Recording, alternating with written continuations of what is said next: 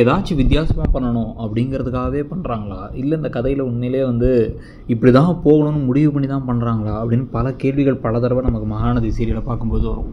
ஏன்னா வந்து இந்த கதையில் ஒரு 4 சகோதரிகளின் கதை அப்படின்னு தான் ஆரம்பித்தாங்க. இல்லத்தரசியின் கதைன்னு சொல்லிட்டு பாக்யலட்சுமி ஆரம்பிக்கும் பொழுது பாக்யாவோட கதை தான் மெயினாக இருக்கணும். இங்கே அதே மாதிரி வந்து ஒரு மகாநதின்னு பேர் வச்சு 4 அக்கா தங்கச்சி இவங்க எல்லாத்துக்குமே வந்து நதிகளோட பேர் வச்சுருக்காங்க. இவங்க எல்லாரும் வந்து வாழ்க்கையில் என்ன ஆகுது, அவங்க அப்பாவோட திடீர் மரணத்துக்கு பிறகு அப்படின்னு இந்த கதையில் அப்படியே கொஞ்சம் கொஞ்சமாக மகாநதி வந்து பார்த்திங்க அப்படின்னா வந்து வீக்கா நதியாக மாறிடுச்சு. விஜய் காவேரிக்காக மட்டுமே அந்த கதையை ஓட்டிக்கிட்டு குமரனை வந்து காமிச்சா வந்து ப்ரோமோவில் கீழெலாம் வந்து பார்த்திங்கன்னா குமரன் கங்கா காமிச்சா எதுக்கு இதை காமிக்கிறீங்கன்னு கேட்குற கேள்வியிலேருந்து அதே மாதிரி நர்மதான ஒரு பிள்ளையை அப்படியே சும்மா அப்படியே அப்பப்போ காமிச்சிக்கிறது, யமுனாவை வந்து வில்லி ஆக்கணுதுன்னு சொல்லிட்டு அதுக்கப்புறம் அவங்களுக்கும் வந்து பெருசாக ஒரு இது வராது, இவங்க எல்லாருமே சைடு கேரக்டர், இவங்க 2 பேர் மட்டும் தான் மெயினுங்கிற மாதிரி ப்ரோமோ கூட வராதுன்னு சொல்லிட்டு இப்போ கதை மாறியாச்சு.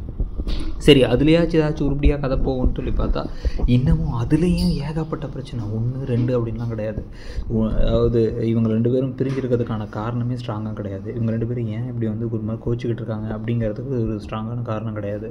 இதில் வந்து பார்த்திங்க அப்படின்னா வந்து அவங்க அம்மா சாரதா அப்படி வந்து நான் பிடிச்ச முயலுக்கு 3 கால்னு உட்காந்துருக்காங்க. இப்போ என்ன டிவோர்ஸ் அப்ளை பண்ண போகிறீங்களா, அதுவும் கிடையாது. என்ன தான் பிரச்சனைன்னு பார்த்தா இப்போ கடைசியில் காவேரி ப்ரெக்னெண்ட்டாக இருக்காங்கன்னு சொல்லியாச்சு. இதில் இப்போ அவங்க என்ன பண்ணுறாங்க அப்படின்னா அந்த ப்ரெக்னன்சி விஷயத்தை விஜய்கிட்ட சொல்லலான்னு பார்த்தா அவர்கிட்ட சொல்ல முடியல. அவர் வெண்ணிலாவுக்காக முக்கியத்துவம் கொடுக்கறதுனால அவர் எனக்கு முக்கியத்துவம் கொடுத்து வெண்ணிலா கிட்டக்கு அவர் கல்யாணம் ஆகிடுச்சின்னு சொல்கிற வரைக்கும் நான் சொல்ல மாட்டேன்னு சொல்லிட்டு அந்த விஷயத்தை இப்போ யார்கிட்ட சொல்கிறாங்கன்னா நிவின் கிட்ட சொல்கிறாங்க.